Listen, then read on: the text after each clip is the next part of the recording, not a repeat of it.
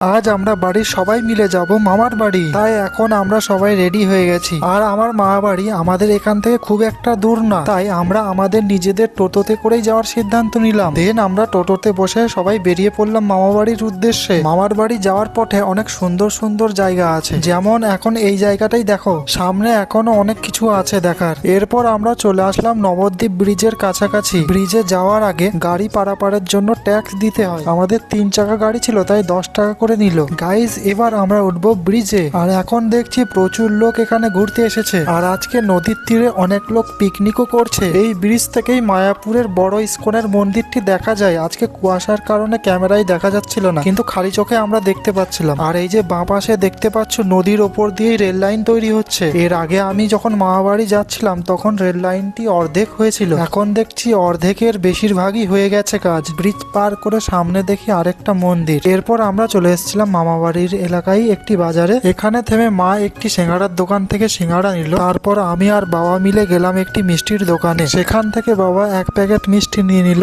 আবার আমরা টোটোতে উঠে পড়লাম। এখান থেকে আর কিছুটা পথ। বৌদি এই প্রথমবার মামাবাড়ি আসছিল বলে মামার বাড়িটা ঠিক কোন দিকে দাদা সেটাই দেখিয়ে দিচ্ছিল। At the end of the day আমরা মামার বাড়ি পৌঁছে গেলাম।